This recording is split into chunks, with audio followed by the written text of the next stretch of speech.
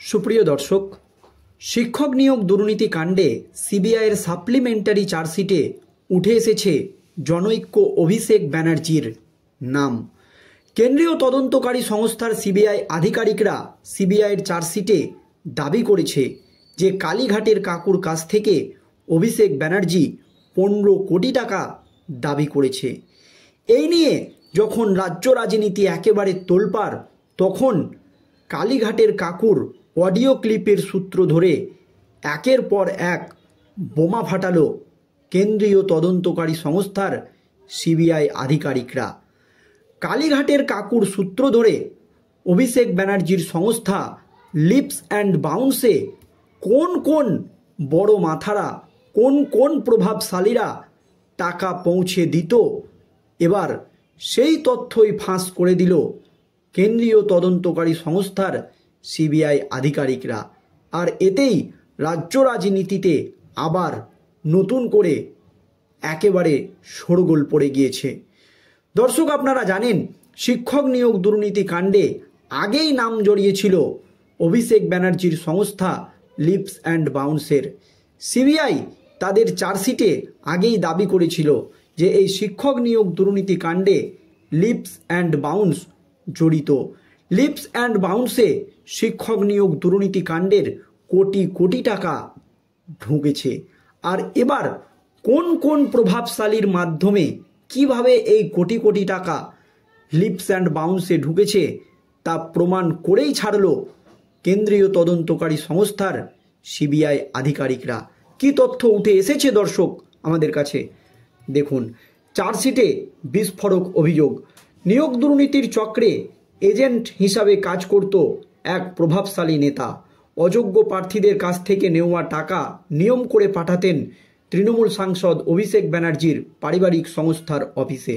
এমনই চাঞ্চল্যকর অভিযোগ রয়েছে প্রাথমিক নিয়োগ দুর্নীতির সিবিআইয়ের তৃতীয় অতিরিক্ত চার্জশিটে। সিবিআই চার্জশিটে স্পষ্ট অভিযোগ করেছে সেই বর্তমান নেতা মূলত সুজয় কৃষ্ণ ভদ্র ওরফে কালীঘাটের কাকুর এজেন্ট হিসাবে কাজ করতেন। শুধু প্রাথমিকের নিয়োগ নয়, এসএসসির গ্রুপ সি, গ্রুপ ডি, নবম দশমের সহকারী শিক্ষক, শিক্ষার এবং শরীর শিক্ষা, কর্মশিক্ষায় নিয়োগের দুর্নীতিতেও কালীঘাটের কাকুর হয়ে টাকা তুলতেন সেই ব্যক্তি। প্রাইমারি এবং এসএসসি মিলিয়ে অযোগ্য চাকরি প্রার্থীদের চাকরি পাইয়ে দিতে সুপারিশের ভিত্তিতে মেধা তালিকা বিকৃত করে 78 কোটি টাকা তুলেছিলেন সেই বিজেপি নেতা। সেই টাকাই এরপর মুখ্যমন্ত্রীর বাড়ির ঠিকানাতে জন্ম দেওয়া পারিবারিক সংস্থা লিপস অ্যান্ড বাউন্সের বর্তমান নিউ আলিপুরের ঠিকানার অফিসে পাঠাতেন ওই বর্তমান বিজেপি নেতা।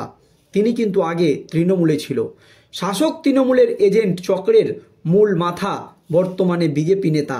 আর সেই নেতাই হাজার হাজার পরিবারকে সর্বশান্ত করে অবৈধভাবে চাকরি পাইয়ে দেওয়ার টোপ দিয়ে তোলা কোটি কোটি টাকা পাঠাতেন লিপস অ্যান্ড বাউন্সের অফিসে। এই সংস্থার প্রতিষ্ঠাতা কর্ণধার মুখ্যমন্ত্রীর ভাইপো তৃণমূলের সাধারণ সম্পাদক অভিষেক ব্যানার্জি। প্রাথমিক নিয়োগ দুর্নীতি মামলায় গত 21শে ফেব্রুয়ারি নগর দায়রা আদালতে সিবিআই তরফে এই সাপ্লিমেন্টারি চার্জশিট দায়ের করা হয়েছিল। 3 জনকে অভিযুক্ত হিসাবে দেখানো হয়েছে। কালীঘাটের কাকু ছাড়াও রয়েছে হুগলির তৃণমূল নেতা শান্তনু ব্যানার্জি এবং অরুণ হাজরা। তৃতীয় নামটি নিয়োগ দুর্নীতির তদন্তে এই চার্জশিটের মাধ্যমেই প্রথম সামনে আসে।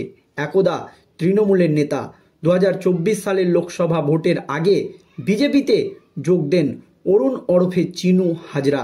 নিয়োগ দুর্নীতিতে শাসক তৃণমূলের এজেন্টের ভূমিকায় টাকা তুলতেন এই চিনু হাজরা। চার্জশিটের 14 নম্বর পাতায় 17.13 অনুচ্ছেদে কেন্দ্রীয় গোয়েন্দা সংস্থার তরফে দাবি করা হয়েছে অরুণ হাজরা সেই সময় কালীঘাটের কাকুর এজেন্ট হিসাবে প্রাথমিক ও এসএসসিতে অযোগ্য চাকরি প্রার্থীদের কাছ থেকে 78 কোটি টাকা তুলেছিলেন। এর মধ্যে 11 কোটি টাকা প্রাথমিক অযোগ্য শিক্ষকদের নিয়োগ নিশ্চিত করতে বিভিন্ন স্তরে দিতে হয়েছিল। চার্জশিটে এর পরের অনুচ্ছেদেই কেন্দ্রীয় গোয়েন্দা সংস্থা জানিয়েছে অযোগ্য প্রার্থীদের কাছ থেকে তোলা টাকা এরপর অরুণ হাজরা সুজয় কৃষ্ণ ভদ্রকে সরাসরি অথবা তার অফিসের কর্মী নিখিল হাতির মাধ্যমে পাঠাতেন। তদন্তকারী সংস্থার বক্তব্য, এই চিনো হাজরার অধীনেও আবার একাধিক সাব এজেন্ট কাজ করতেন। মূলত অযোগ্য প্রার্থীদের তালিকা ধরে টাকা তোলার কাজ। সেই সব এজেন্টরা কত টাকা প্রার্থী পিছু তোলা হতো, কত টাকা কালীঘাটের কাকু এবং চিনো হাজরাকে পাঠানো হলো, সেই সব ডায়েরিতে লিখে রাখতেন। তদন্ত চলাকালীন সিবিআই আধিকারিকদের হাতে এমনই প্রায় 10টি ডায়েরি আসে। চিনো হাজরার সাব এজেন্ট শেখ আব্দুল সালাম, বকুল বিশ্বাস, রওশন আলম, তিরিস্তান মান্নাকে জেরা করে সেই তথ্য মেলে। সেই ডায়েরিগুলিও বাজেয়াপ্ত করা হয়। সেই জেরা পর্বে ওই ডায়েরি থেকে মেন তথ্য জানা যায়। ওই সাব এজেন্টরা টাকা তুলে প্রথমে অরুণ হাজরাকে পাঠাতেন, তারপর তার নির্দেশে সেই টাকা পাঠানো হতো কালীঘাটের কাকু অথবা তার অফিসের কর্মী নিখিল হাতির হাতে। মূলত 3টি ঠিকানায় এই সাব এজেন্টরা নগদ পৌঁছে দিত। কালীঘাটের কাকুর বেহালার বাড়িতে, বেহালার একটি ক্লাবে, নিউ আলিপুরের ঠিকানা লিপস অ্যান্ড বাউন্সের অফিসে। দফায় দফায় 78 কোটি টাকা পাঠানো হয়েছে। স্বাভাবিকভাবে প্রশ্ন ওঠে, লিপস অ্যান্ড বাউন্সের সঙ্গে অভিষেক ব্যানার্জির সম্পর্ক নেই, এমন দাবি কি তৃণমূলের পক্ষে তোলা হবে? লিপস অ্যান্ড বাউন্সের অফিসেই নিয়োগ দুর্নীতির কোটি কোটি নগদ পাঠানো হতো এবং তা জানেন না অভিষেক ব্যানার্জি। মুখ্যমন্ত্রীর বাড়ির ঠিকানাতেই ওই সংস্থার পথ চলা শুরু। অভিষেক ব্যানার্জি 2014 সালে সাংসদ হওয়ার পরে পদত্যাগ করেন লিপস অ্যান্ড বাউন্সের প্রাইমারি লিমিটেড থেকে। বর্তমানে অভিষেক ব্যানার্জির বাবা মাই এই সংস্থার অন্যতম 2 ডিরেক্টর। অভিষেক ব্যানার্জি 2014 সালের 2 জানুয়ারি এই সংস্থার বোর্ড অফ ডিরেক্টরে যোগ দেন। লতা ব্যানার্জি 19 এপ্রিল 2012 সালে, অর্থাৎ কোম্পানি তৈরির সময় থেকেই ছিলেন। রুজিরা ব্যানার্জিও একসময় ছিলেন এই সংস্থার board of director. Leaps and বাউন্সের একটি সংস্থা রয়েছে, সেটি হলো লিপস অ্যান্ড বাউন্স ম্যানেজমেন্ট সার্ভিসের LLP। অবশ্যই কয়লা পাচার কাণ্ড ও শিক্ষক নিয়োগ দুর্নীতিতে সিবিআই এবং ইডি তদন্ত চলাকালীন এই সংস্থার পাততাড়ি গোটানো শুরু হয়েছে। ROC তথ্য বলছে এই সংস্থা বর্তমান স্ট্যাটাস এবং under process of struck off. এই সংস্থার ডিরেক্টর 2 জন, লতা ব্যানার্জি ও অমিত ব্যানার্জি।